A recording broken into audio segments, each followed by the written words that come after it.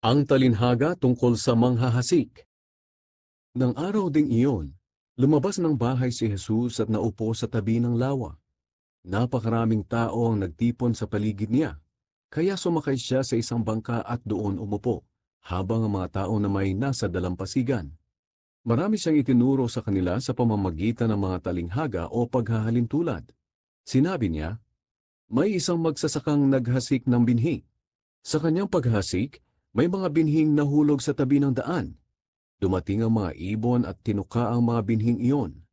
May mga binhi namang nahulog sa mabatong lugar, kung saan walang gaanong lupa. Mabilis na tumubo ang binhi dahil mababaw ang lupa. Ngunit natuyo rin ito nang masikatan ng araw, at dahil hindi malalim ang ugat, namatay ito. May mga binhi namang nahulog sa lupang may matitinik na damo. Lumago ang mga damo at natakpan ng mga tumubong binhi. Ang iba na may nahulog sa mabuting lupa, lumago at namunga. Ang iba'y napakarami ng bunga, ang iba'y marami-rami, at ang iba na may katamtaman lang. Kayong mga nakikinig, dapat ninyo itong pag-isipan.